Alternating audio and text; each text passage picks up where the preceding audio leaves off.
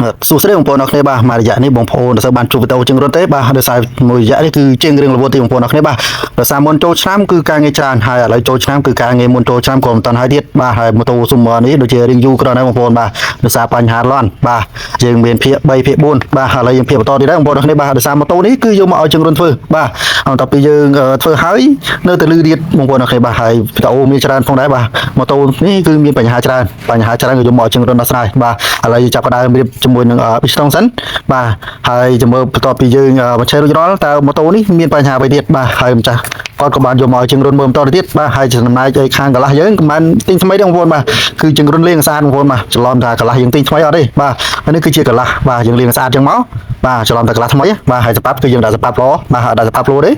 ហើយបញ្ហាម៉ូតូនេះគឺលន់ខ្លាំងមែនតើបាទហើយយើងដោះមកគឺឃើញកន្លែងpiston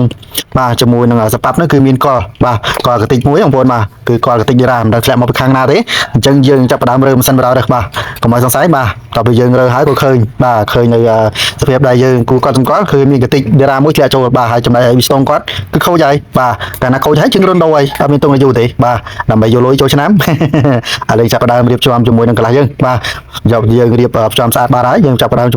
មួយនឹងខ្សៅ4ហើយចំណែកខ្សៅ4នេះគឺយើងមូខ្វែងគ្នាបងប្អូនបាទគឺយើងមូខ្វែងគ្នាដូចសញ្ញាលេខគុណយើងបងប្អូនបាទឥឡូវបន្ទាប់រួចរាល់ហើយយើងយកសោយើងយកមកមូបណ្ដោយទៅបាទយើងមូអញ្ចឹងក្រែកអញ្ចឹងហើយយើងខ្វែងគ្នាមកបាទគឺខ្វែងគ្នាដោយលេខគុណបាទអញ្ចឹងបានវាចូលទៅគឺស្មើគ្នាហើយការរឹតខ្សែ4គឺយើងរឹតអញ្ចឹងបងប្អូនបាទគឺរឹតដូចសញ្ញាគុណអញ្ចឹងគឺយើងខ្វែងគ្នាអញ្ចឹងមកកាលណាយើងរឹតស្របគ្នាគឺមិនដាល់ឲ្យកន្លះហ្នឹងគឺចូលវត្តស្មើគ្នាទេបាទតើយើងរឹតខ្វែងអញ្ចឹងហើយមុននឹងរឹតកន្លះហ្នឹងគឺយើងត្រូវមកកន្លែងខ្ចៅច្រឹងផងដែរបើសិនជាខ្ចៅច្រឹងរបស់យើងគឺប្រឡងគឺយើងរឹតទៅគឺទ្រូឲ្យបងប្អូនបាទគឺអត់តឹងទេអញ្ចឹងមុននឹងដាក់ចូលគឺយើងត្រូវរឹតខ្ចៅច្រឹងនឹងបន្ថែមមកហើយបាទខ្ចៅទាំង4ហើយគឺជាវគ្គសំខាន់ដែរបងប្អូនបាទគឺវគ្គតង់ហ្នឹងគឺវគ្គសំខាន់មែនទែនបើសិនជាបងប្អូនអត់មើលតង់ច្បាស់លាស់ទេបញ្ហាម៉ូតូហ្នឹងគឺឆេះស្រួលទេបាទចឹងហើយបើមិនស្រួលទេគឺយកមកឲ្យជាងរុនទៀតដែរបា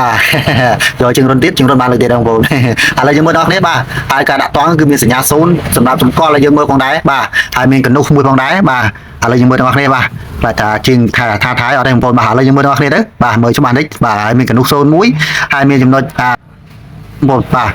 លើក្រោមនេះស្មើគ្នាបងប្អូនបាទហើយមានកណ្ដុះ01យើងដាក់ឲ្យត្រង់យើងមកគឺត្រូវតង់ហើយអត់មានប្រមាថអីទេបងប្អូនបាទហើយចាប់ដើមរឹតខ្សែកន្លែងខ្ញុំលកាមើលរឿងតឹងពេញមកដើម្បីការពារកុំឲ្យវាជ្រុះបាទដើម្បីកុំឲ្យវាជ្រុះឥឡូវយើងរឹតខ្សែមកល្មមមកបាទតោះទៀតគឺយើងយកជាមួយនឹងអាតូមតិចលកម្មដើម្បីសង្កត់លកម្មរៀងតឹងតិចកុំឲ្យលូតខុសតង់កាលណាយើងអត់រត់ទេគឺលូតខុសតង់ហើយបាទលូតខុសតង់ហើយលកម្មនោះក៏រៀងធូរផងដែរជាមួយយើងដាក់ហើយគឺលកម្មហ្នឹងគឺវានឹងតឹងហើយវាអត់ធូរដូចមុនទេនេះឃើញបងប្អូនបាទយើងមូចូលយើងមកបាទបលូនចូលចឹងមកហើយយើងដាក់ចូលមកយើងរឹតបាទហើយយើងដកទូរវិសយើងមកបលូតចេញមកក្រៅគឺសង្កត់លកម្មហ្នឹងបាច់បាទសង្កត់ឲ្យធ្វើឲ្យលកម្មហ្នឹងគឺតឹងបាទគឺតឹងតែថាបើលកម្មធូរលឺបងប្អូនបាទបើលកម្មនឹងធូរគឺលឺជិះម៉ូតូទៅលឺសូបាទបើលកម្មនឹងតឹងគឺជិះទៅគឺរៀងស្ងាត់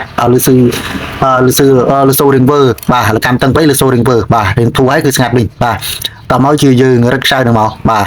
ហ្នឹងគឺរួចការស្រេចឃើញតឹងនេះឃើញតឹងអត់បាទគឺតឹងហើយបាទអត់មានធូរដូចមិញទេមិញគឺរៀងធូរបន្ទាប់ពីយើងដាក់ទល់លកម្មមួយទៀតទៅគឺរៀងតឹងប៉ុណ្ណឹងគឺអេមកប្រើការបានដែរបាទហើយបន្តទៀតគឺយើងត្រូវធ្វើយ៉ាងម៉េចទៀតបាទគឺយើងត្រូវចូលគ្របបាទយើងត្រូវយកគ្របខ្លះយើងគ្របមកមិនគ្របគឺយើងដាក់កន្លែងរីងបាទទុំតិចកម្មសិនបើកន្លែងហ្នឹងបើយើងអត់រត់ខ្សៅដាក់រីងទេវាអាចនឹងចេញខ្យល់បាទឈិចចឹងបងប្អូនបាទចេញខ្យល់ចឹងកន្លែងហ្នឹងបាទឥឡូវបន្តមកទីរួចរាល់ហើយបាទហើយថ្លឹងសប៉ាប់បាទហើយការរបៀបថ្លឹងសប៉ាប់របស់យើងគឺត្រូវរបស់ខ្នាតដែលបានត្រឹមត្រូវផងដែរបាទមិនមែនជាតែបោះមិនមែនជាតែយករត់យកទេអត់ទេបងប្អូនបាទគឺកម្រិតពួកម៉ូតូអូតូនិងពួកម៉ូតូអត់អូតូគឺខុសគ្នាបាទបែបអង្គយ៉ាផ្សេងពួកម៉ូតូបេតអូតូនោះគឺផ្សេងបាទឥឡូវជាមួយយើងរត់សិនបាទតែយើងរត់ធ្វើយ៉ាងម៉េចឲ្យយ៉ាងម៉េចបាទឥឡូវយើ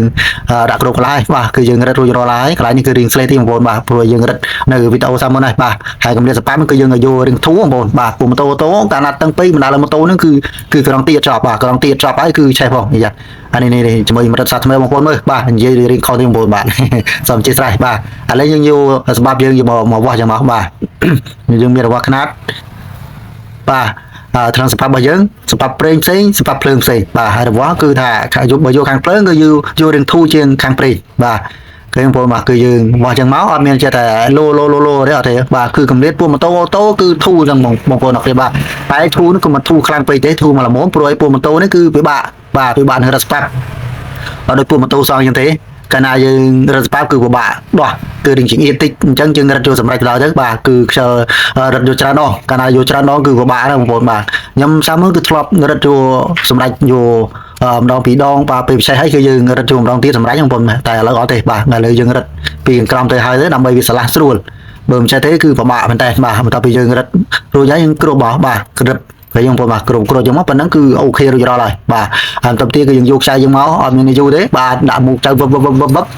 ដាក់ចូលទូទៅផ្ដិបបាទចេះរិលបាទឥឡូវចាប់ប្រើមុខចៅសិនបាទដោយម៉ូតូនេះគឺយើងធ្វើគឺមានការធានាគាត់បាទបើម៉ូតូនេះគឺមានបញ្ហាយកមកជិះរត់មកវិញបាទប៉ុន្តែម៉ូតូនេះគឺមានបញ្ហាមកបងប្អូនអរគ្នាបាទម៉ូតូនេះគឺឆេះទៅគឺរត់បាទក្រៅរត់បាទដល់ពេលក្រៅរត់ហើយគឺគាត់យកវិញមែនបាទក្រោយពីចូលឆ្នាំហើយគឺជិះរត់ទទួលការងារថ្មីវិញរបស់បាទមូលហេតុគឺបន្តពេកបាទបន្តឲ្យគាត់ជិះដាក់លេងសិនបាទហើយបញ្ហាដែលធ្វើឲ្យម៉ូតូនេះឆេះរត់នៅមានលក្ខក្រោយទៀតជាមួយយើងធ្វើឲ្យមើលដល់គ្នាបងប្អូនបាទអញ្ចឹងផ្ដាំតាមចាំម៉ូតូបាទក៏អរគុណច្រើនផងដែរដែលយកឲ្យជិះរត់មើលវិញបាទហើយការយកវិញនេះគឺយើងអត់បានយកតម្លៃអីពីគាត់ទេយើងគាត់តែតម្លៃអីវ៉ាន់ទេបាទយើងអត់បានយកឈ្នួលគាត់ទេហើយ